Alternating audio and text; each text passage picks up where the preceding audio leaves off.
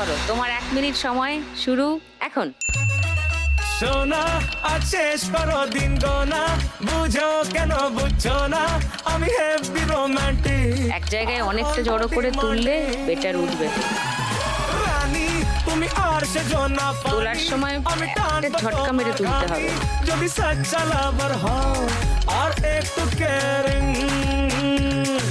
কাল গেল কুল গেল জাত গেল মান গেল, না ঠিক করে নিচে ঢোকাও। চাউনিতে দু চোখের ব্রাউনিতে নিচে ঢোকানোর সময় আস্তে আস্তে ব্যালেন্স করে তারপরে ঝটকা। জাত গেল মান গেল জান গেল প্রাণ গেল রে, চাউনিতে দু চোখের ব্রাউনিতে মন চান গেল রে। সোনা আজ শেষ করো নিচে ঢুকিয়ে তোলো, ঢুকছে না নিচে। বুঝছো না আমি হেভি রোমান্টিক। না সব তোমার ডান দিক ঘেসে আছে টাকা। হ্যাঁ ওখানে অনেক টাকা আছে, তোলো।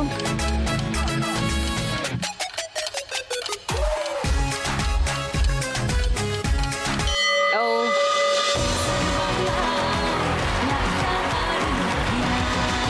500 একটা, আর 10 আছে 3টে, মানে 1650। রিয়ার স্কোর 1650। এবার দীপার কাছে আস। তোমাকে প্রশ্নের মুখে পড়তে হয়নি হোমিওপ্যাথি চুজ করার সময়। হ্যাঁ সে তো হয়েছে, কিন্তু বুঝিয়ে দিয়েছি সবাইকে। তোমার কি শুরু থেকেই হোমিওপ্যাথি পড়ার ইচ্ছা ছিল? ছোটবেলা থেকে আমার কাকা আমার পড়াশোনার খরচা চালায় পুরোটা, Okay. ঠিক আছে, কারণ কি আমার বাবার সেরকম সামর্থ্য ছিল না। মাধ্যমিক পর্যন্ত পুরোটা কাকা চালায়। তারপরে মাধ্যমিক দেওয়া পরে যখন ভালো রেজাল্ট হয় সেই টাইমে আমি সায়েন্স নিয়ে পড়বো কি আর্টস নিয়ে পড়বো সেটা নিয়েই সমস্যা হচ্ছিল, কারণ কি বাবা চালাতে পারবে না। আর কাকারও মানে সংসার হয়ে গেছে, তো সব তো বেয়ার করা সম্ভব নয়। এবার আমাকে বাড়ি থেকে, আমার স্কুল অনেক দূরে ছিল, তো সেখানে গিয়ে থেকে পড়তে হবে। তো বাড়িতে সবাই মিলে আলোচনা করে তারপরে ডিসাইড করে যে সায়েন্স নিয়েই পড়বো। তারপরে আমি বাইরে থাকি, মানে খুব কষ্ট করে উচ্চ মাধ্যমিক দিয়েছি। উচ্চ মাধ্যমিক দেওয়ার পরে পুরো মানে এন্ট্রান্স এক্সাম দেবো।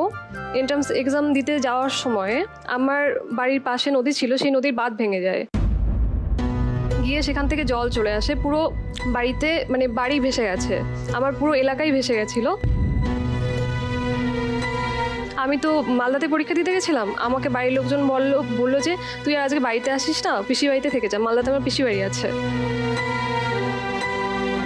তো আমি ওখানে থেকে গেছিলাম, আর বাড়িতে যারা ছিল সবাই আমার বাড়ির পাশে স্কুল আছে, সেই স্কুলের দোতলাতে ছিল। এবার পুরো এলাকার লোকও এখানেই ছিল, প্রায় 10-12 দিন ওখানে ছিল। তারপরে যখন জল নেমে আসে তখন আমার তো কাউন্সিলিংয়ের ডেট দিয়ে দিয়েছিল। আমি বাড়িতে এলাম, আসার পরে আমার যেহেতু সব মানে নষ্ট হয়ে গেছে, কাগজপত্র, হ্যাঁ কাগজপত্র ছিল, বাকি জিনিসপত্র অনেক ক্ষতি হয়েছিল। এবার আমার বাবার হাতে সেই সময় টাকা ছিল না, কাকার হাতেও টাকা ছিল না, লোকের থেকে ধার করে সেই টাইমে টাকা নেয়। আমার নার্সিংয়ের কাউন্সিলিং ছিল ওই টাইমে, আর আমার প্যারামেডিক্যালের কাউন্সিলিং ছিল। আমি নার্সিংয়ের কাউন্সিলিংটাতে আসতে পারিনি টাকার জন্য। কাকা পরে আমাকে প্যারামেডিক্যালের জন্য নিয়ে আসে কলকাতাতে। আমি সেবার প্রথম আসি, এসে কাউন্সিলিং করিয়ে আমি আরজিকর মেডিকেল কলেজে ফিজিওথেরাপিতে চান্স পেয়েছিলাম ডিপ্লোমাতে।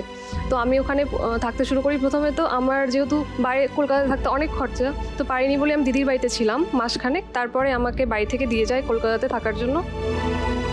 তখন আমার বাবা যেহেতু দিতে পারতো না বেশি, আমি আমার কলেজের ক্যান্টিন থেকে খাবার নিতাম, একবেলার খাবার নিতাম, নিয়ে সেটা দুপুরে খেতাম, খেয়ে অর্ধেকটা খাবার রেখে দিতাম, আবার রাত্রে খেতাম।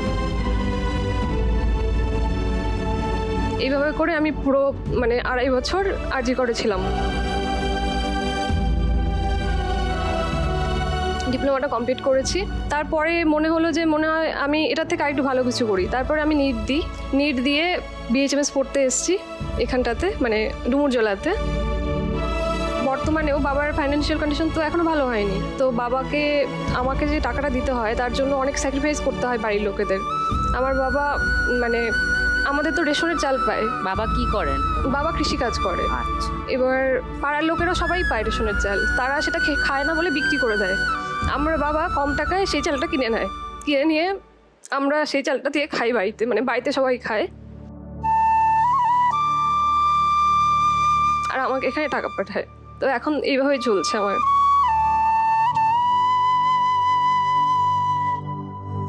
যাই হোক, আমি বর্তমানে তো ফাইনাল ইয়ারে পড়ছি এইভাবে করে।